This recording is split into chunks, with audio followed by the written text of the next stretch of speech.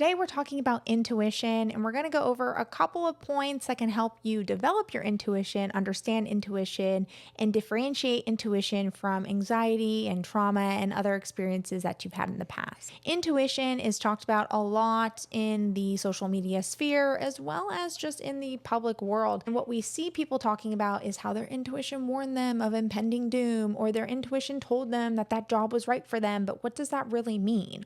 What is their intuition? And how can you cultivate this and increase this awareness so that way you can see the patterns and recognize what's right for you and what's wrong for you immediately, rather having to overthink about things and question reality and not move in a direction that feels aligned with your body entirely. So in order to do this, we need to understand, like, what is intuition?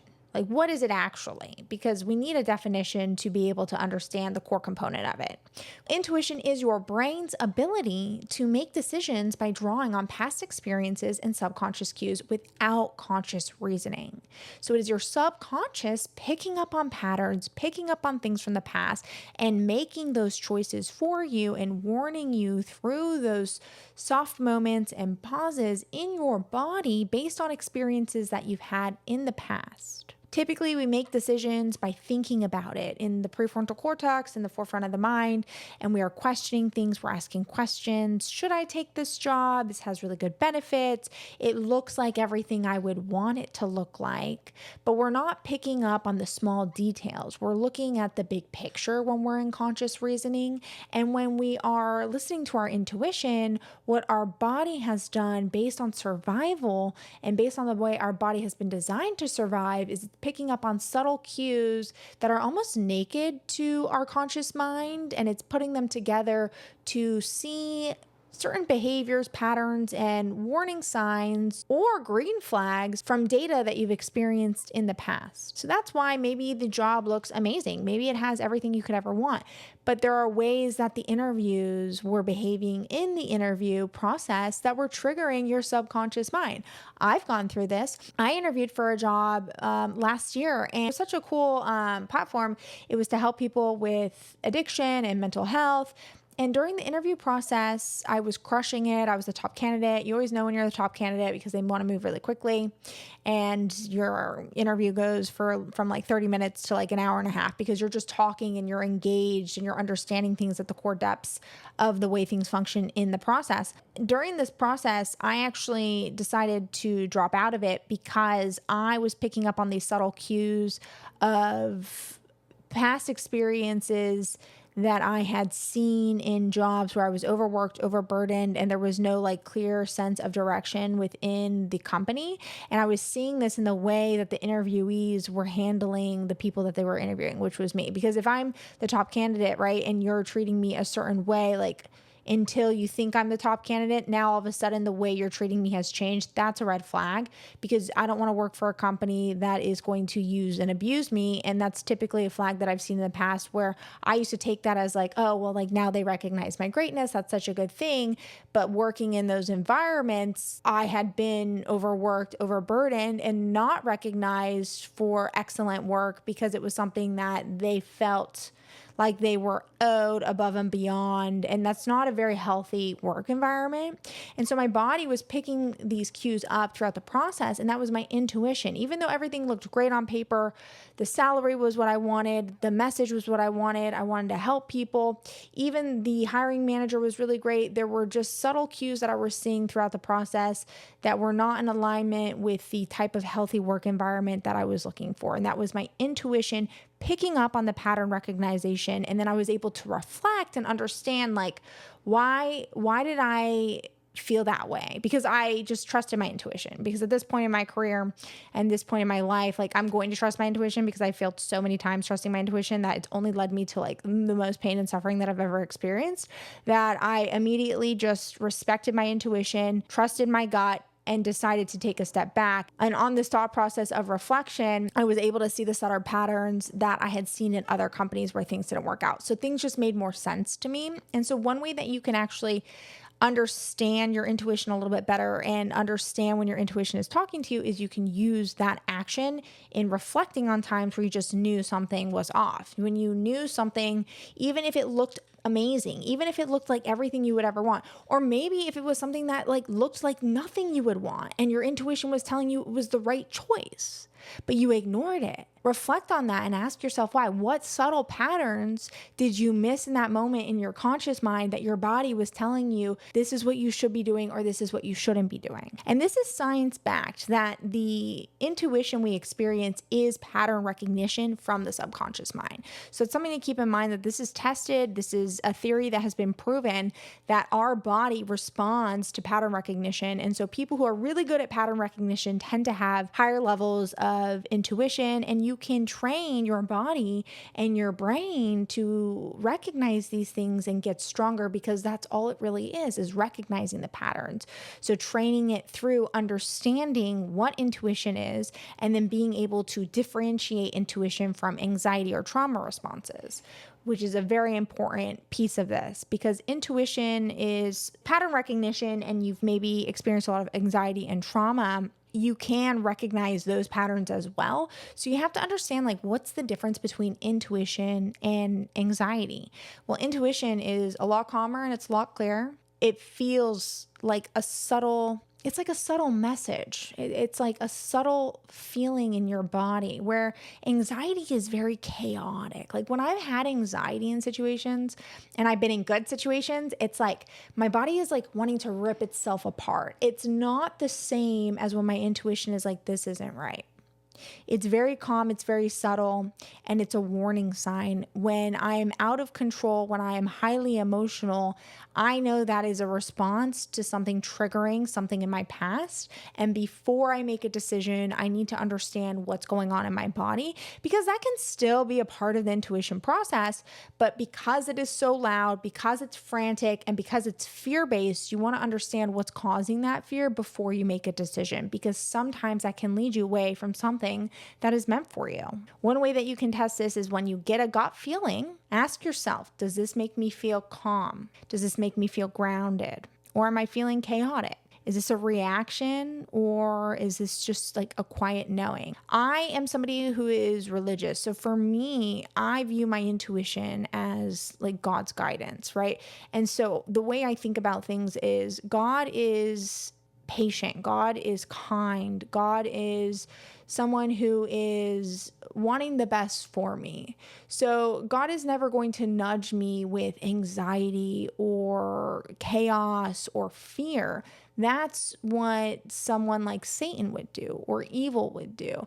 And it's not, you don't want to internalize like shame with this, but like you can play a game where you have like God on your shoulder and then you have like Satan on your shoulder, right? And so like God is like telling you, like, even though you're scared, if you're feeling anxiety, if God's telling you or your intuition is telling you to go down this pathway, you see God and he's like, I know you're scared, but this is the right path for you.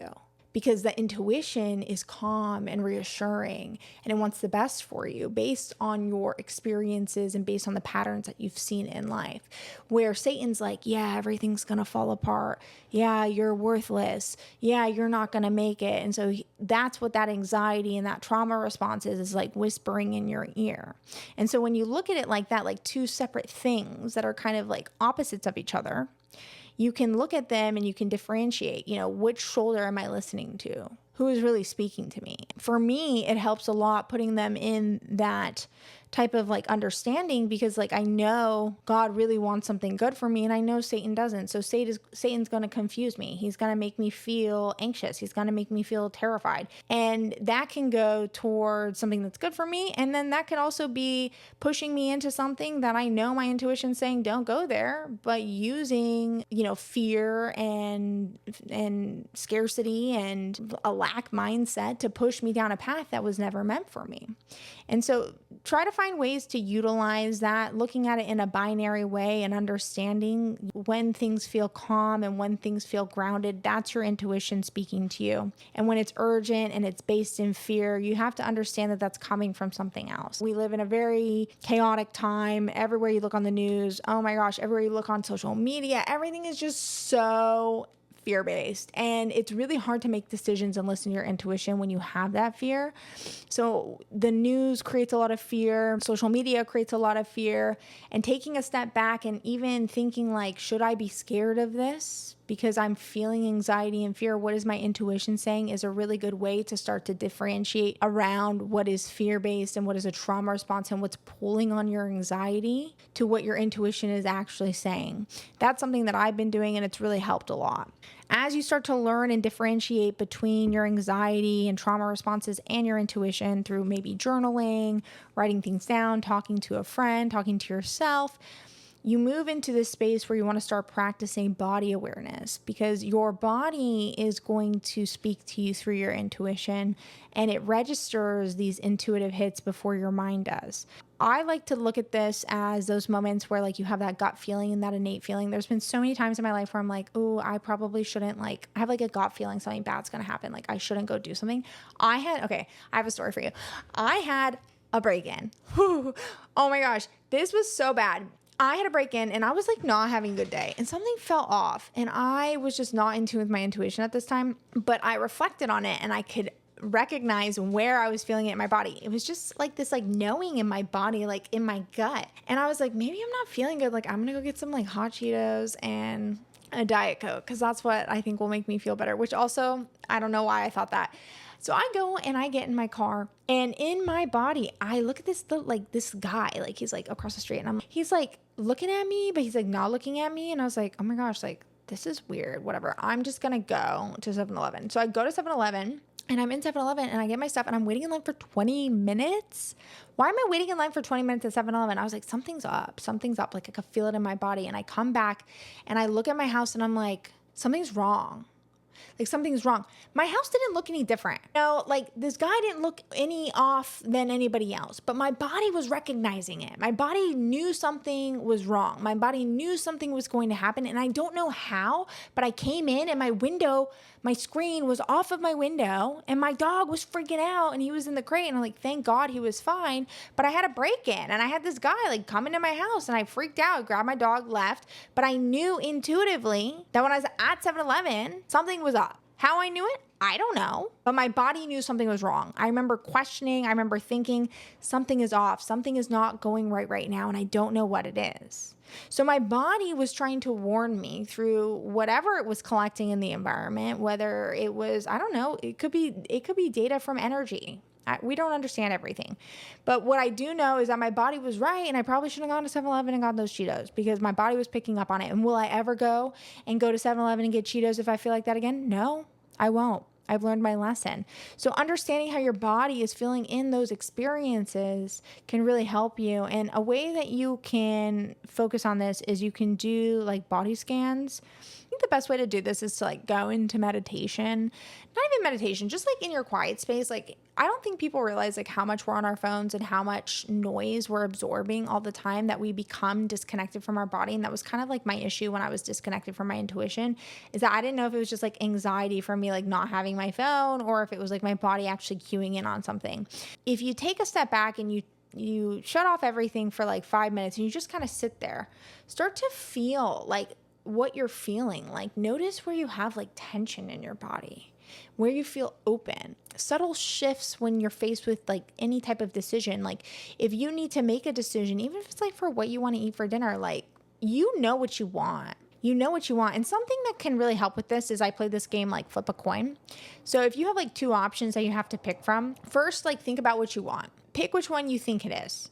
And then flip a coin, heads or tails, one option heads, one option tails. Once you flip that coin, whatever it lands on, you're going to know exactly what you want, even if it's not landing on the option that you want, because you're either going to be really happy that it landed on the side that it landed on, or you're going to be like, no, I want the other one. By understanding before you flip the coin, like how your body's feeling and if you picked right, that's going to allow you to understand like where in your body, and checking in with your body, what your decision-making process makes you feel. Because whenever I pick the wrong one with that, I feel like this like weird like close, like I feel like, like tight. But when I pick the right one, I'm like, yeah, like I got the right one. Like this is so exciting. Like I knew it. And it's like a cool, fun game of checking in with your intuition.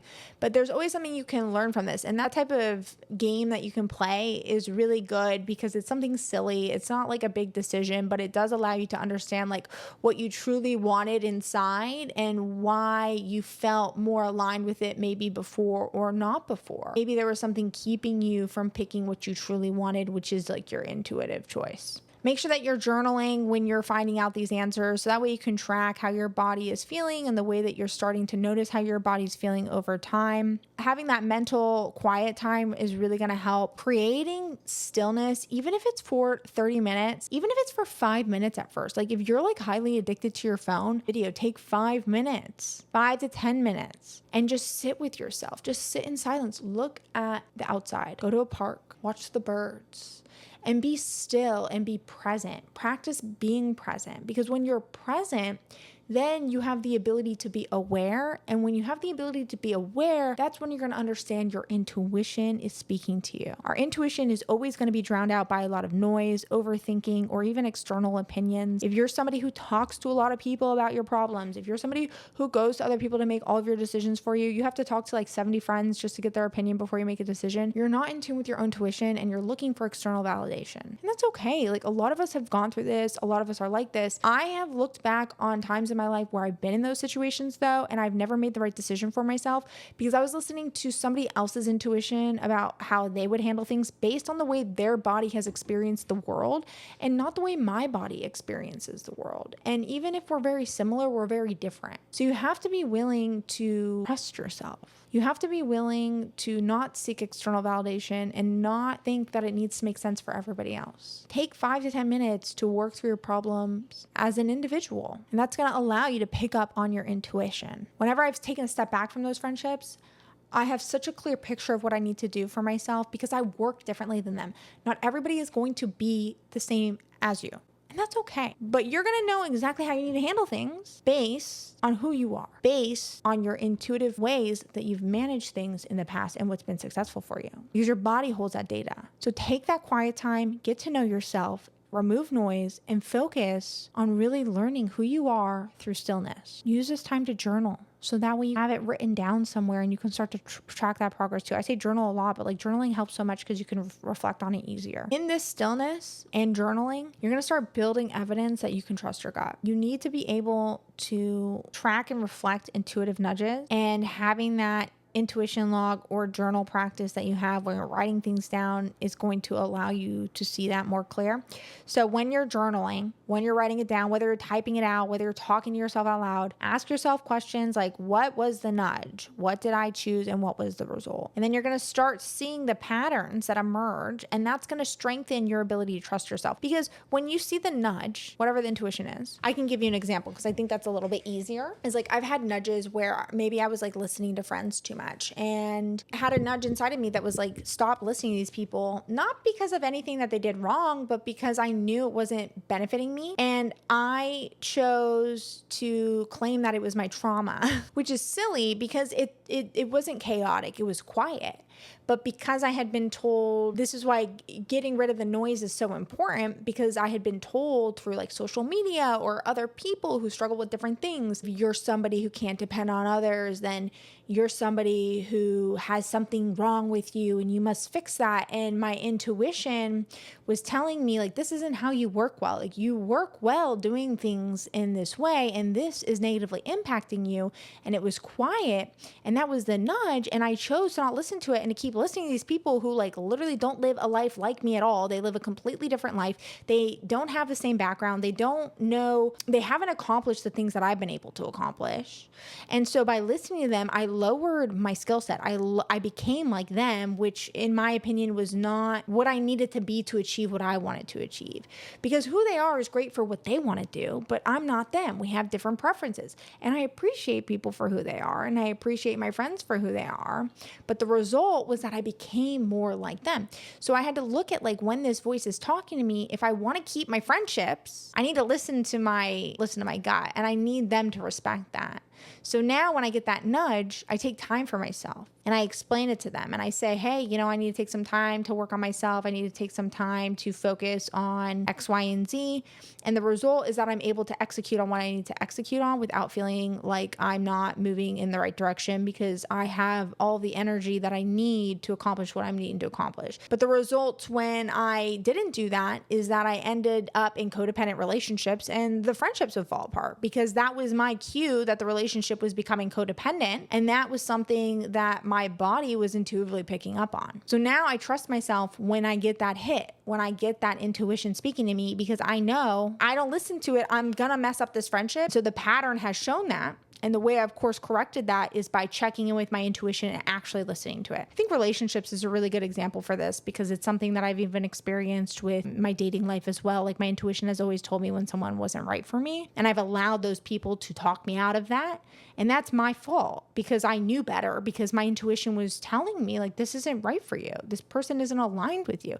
And there's been people that I've met where it's been, oh my gosh, so much alignment. We were perfect for each other. And I ran away from them. It happens, right? But I didn't trust my intuition. I thought, oh my gosh, this must be a liar, because I wasn't in tune with what my body was telling me. Make sure that you start small. You don't want to implement this with anything that is big, like relationships. Honestly, you really want to start small. I didn't start implementing this with my relationships until my intuition had built on things like making decisions for myself, because I wasn't sure. I wasn't sure if it was my anxiety or my trauma. I wasn't sure if I had an avoidant attachment style. I've never had an avoidant attachment style, but I didn't know. I was being told all these things from the internet. And that's why the internet is not necessarily a great place to get, diagnosed for things. But what I had to do is I had to really start to build that intuition, practicing small, low stake decisions, like what route do I want to take home? What do I want to eat? Who do I want to call to talk to right now? And then pausing in those moments, feeling into it, and going with the calm instinct before logic jumps in. The more you practice this,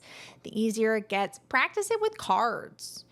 Put a card and say, is it red or black? Listen to your body. Listen to your intuition. If you still are looking to get that external advice from other people, that's totally fine. Like, everyone's in their own different place, right? So maybe you are somebody who really appreciates external advice. I'm not saying it's good or bad, but what you can do if you're trying to focus on building your intuition is, before you seek outside advice, ask yourself first. Write down what you think. What do you think or feel about a situation? And then compare it to the advice you seek, and make sure you're getting advice from people who are higher qualified than you. And that's when relationships become cool, because now you're having conversations with people about things, and it's not depending on them to manage you. It's not depending on them to solve your problems for you. It becomes you having an opinion about your situation, you knowing deep down inside of yourself what is right and what is true. And if you want other opinions, you can hold strong in your intuition, but gather other data that maybe you are missing. The most important part of this, though, is that you need to honor whatever the outcome is without judgment. You're not going to be right 100% of the time. I know I haven't been, but every single time that you're wrong or right, you're building a connection with yourself. You're building your gut understanding of yourself. When your gut is wrong, or maybe you're listening to your body and you're maybe not picking up on it in the right way, you can learn something from that. And that's going to help you sharpen your intuition. Always ask yourself, when the outcome doesn't go the way it was planned, ask yourself, what can I learn from the situation? Was it intuition or fear in disguise? I was talking to somebody on TikTok about this, and they were saying, my intuition never said anything to me. I just kept trying. I countered that by saying, why did you keep trying? What was causing you to keep trying? If you have data coming in that the relationship's not working, but you keep trying, why did you keep trying? You have unmet needs that were being pulled on through this process that silenced your intuition. And they were able to come to the realization that there were unmet needs that silenced their intuition. And they didn't realize that. And that was hidden beneath it. And so that is a layer of understanding yourself that gets you closer to understanding your intuition. So their intuition, what they thought was their intuition, was pushing them towards being with this specific person. And so they kept trying over and over again. But they didn't realize they were trying over and over again because they had unmet needs within themselves that weren't getting met. And they were trying to prove themselves to this person rather than listening to their intuition and what it was saying about their situation, which I would argue was probably saying that this person reminds them of the person who never met their needs in the past. So you can always learn from the situation that you're in. As long as you implement these ways of understanding yourself and getting close to yourself, and you deepen that self-trust within what your body is trying to tell you. Your intuition is stronger when you trust yourself. And when you journal, when you pray, when you talk to, whoever you need to talk to, everyone's different, right? This isn't, I don't try to make videos based on my own beliefs because I'm here to help everyone. And I want everyone to build confidence within themselves. So every option that I give you is a way for you to take that and cultivate that into something that works for you. So make sure that when you're creating that self-trust, you do it in a way that makes sense for you. The more I pray, the stronger I feel. The more I read, my Bible and I do my Bible study, the more I know I'm following the right path because I'm getting that intuitive hit. I'm spending time with myself. I'm spending time with God, and I feel in alignment with the truth within me. Getting that quiet time, spending time being away from the noise of the world. You can do this through journaling. You can do this through taking check-in moments when you start to feel your gut pull on something. The most important thing that you need to do is that you need to be curious about what's going on in your body, and you need to be willing to understand what's going on and be willing to face yourself. Because a lot of the time, it's really hard to face ourselves when we're feeling anxiety, when we're feeling trauma, and we want to feel our intuition. Like, you have to look in the mirror and you have to be like, oh, this is trauma. And that's scary because a lot of us don't want to face that we still have unresolved issues. But when you're compassionate with yourself and you're staying consistent and you're being patient, you will eventually get there. And you have to be very understanding. Like, you're not always going to have instant clarity, but you will get clarity over time as you implement these things. Celebrate every single time that you get it right, and even celebrate every single time you get it wrong, because now you have a new data point where you can extract that information and you can understand exactly where things didn't go right and where you can improve in the future. Learning how to trust yourself is a big piece of this, but building up that intuition allows you to trust yourself even deeper. And when you can trust yourself, you're going to be able to accomplish everything that's in alignment for what is going to work for you, what you're meant to do, who you're meant to be. And if you allow all the external noise and all of the trauma that you've been through to change you, then you won't fulfill the life that you're meant to live. I will upload a checklist for this on my Substack. Make sure you join the Evolution Revolution if you're looking ways to learn how to trust yourself, evolve, create plans that are going to work and stick for yourself. And if you like understanding the truth behind the trends, make sure you like, subscribe, and hit that notification bell. See you guys next time.